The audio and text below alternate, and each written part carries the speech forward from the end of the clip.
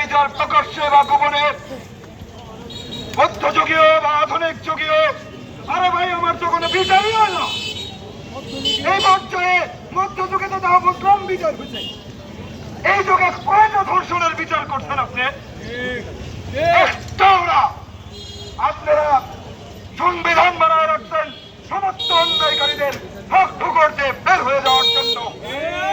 ব্রিটিশরা যেই সমস্ত আইন তৈরি করেছিল তাদের ঔপনিবেশিক শোষণ ব্যবস্থাকে কায়েম রাখবার জন্য সেই ব্রিটিশ বিরোধের আইনগুলোকে আপনারা কপি করে এনে বলতেছেন এই যে স্বাধীন বাংলার আইন সংবিধান, পেশাব করি এই সংবিধানের মধ্যে ধরে ফেলেন।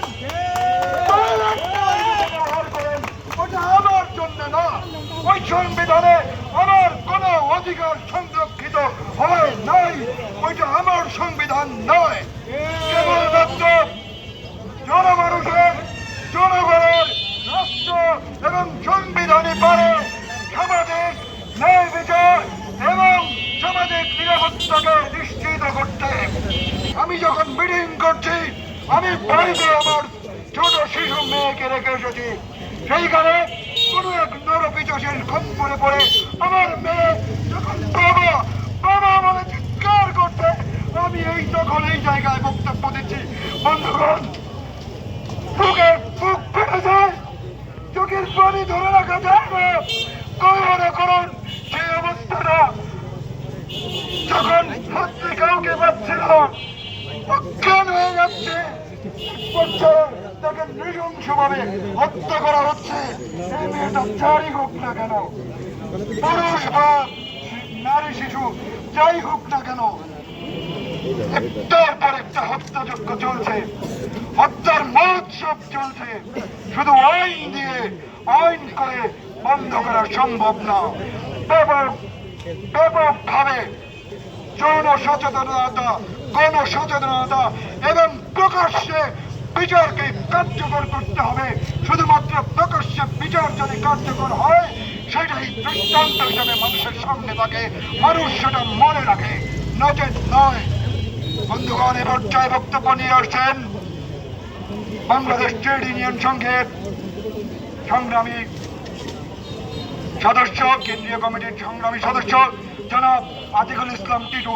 জনাব আতিকুল ইসলাম টিটুকে তার বক্তব্য রাখার জন্য অনুরোধ করছি।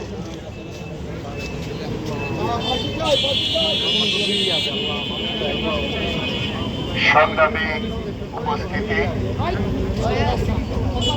দোহার উপজেলার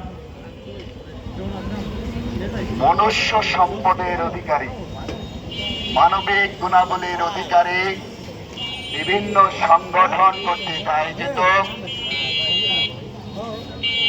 একটা পৈশাচিক হত্যাকাণ্ড, তার প্রতিবাদে আজকের এই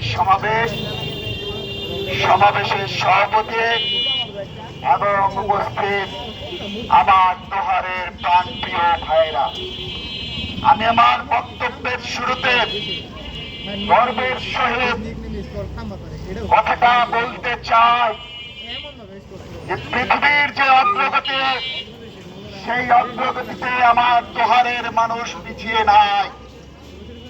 দোহারের মানুষ অনেক বেশি অগ্রসর। তার প্রমাণ হচ্ছে আজকের এই উপস্থিতি। যেই ঘটনাটা আমরা সোশ্যাল মিডিয়া এবং মেইনস্ট্রিম মিডিয়ার মাধ্যমে দেখেছি, এটা একজন কন্যা সন্তানের পিতা হিসাবে আমার কাছে অনেক অনেক বেশি রক্তক্ষরণের বিষয়।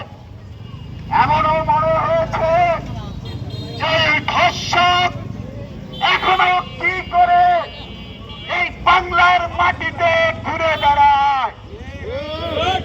এই ধর্ষককে কি করে ওই হেলমেট পরিয়ে, বুলেট প্রুফ জ্যাকেট পরিয়ে এই দেশের রাষ্ট্র এবং সরকার পাহারা দেয়।